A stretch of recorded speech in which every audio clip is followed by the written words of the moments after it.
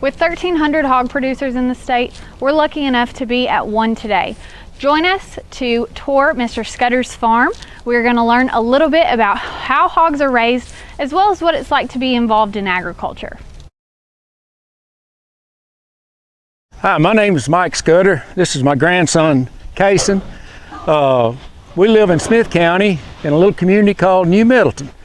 And I'm one of the few, if not the only, hog producer left in Smith County that produces hogs on a commercial basis.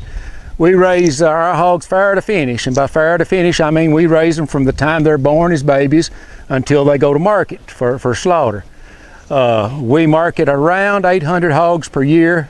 We're smaller than we used to be, but we sell to the private consumer that is interested in hogs, and all our hogs are marketed locally. A lot of people today believe that farmer's a guy that wears overalls and go barefooted and drive 1945 pickup trucks, but you know, that's about as far from being a farmer today as daylight and dark. I mean, today a farmer not only needs to know how to manage livestock and crops, but he has got to be a financial manager. And that's probably the biggest obstacle there is to being farming is because I'll tell you, and any other farmer will tell you, farming is not a lucrative lifestyle. It's a lifestyle that you've got to love to do it. And if you don't, you won't make it, because you're not going to get rich farming. You go through a lot of money, but it takes a lot of money and to operate to begin with. So it's not as lucrative as a lot of people think. I'm the fourth generation on this farm. This farm was first bought back in 1893 by my great-grandfather.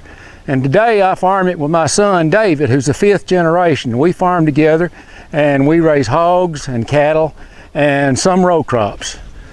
We farm approximately 900 acres. From the time a pig is born until he actually goes to market is a rough time frame of about 6 months. A sow will generally have between 8 to 12 pigs. You know, 8 is a good number, 10 is a great number, and they will nurse that sow until they're about 6 weeks of age. Some go longer, some go shorter, but 6 weeks seems to work the best for us. And then we'll take them off that sow and put them in a nursery on a specialized feed. No antibiotics. Everything is antibiotic free, but we put them on a high calorie diet so that they grow and they stay healthy. And then we move them until what we call the finishing floor, which is behind me, and that's where we finish them out from like 75 pounds to 250, 275. And then that's when they go to the slaughterhouse to be processed.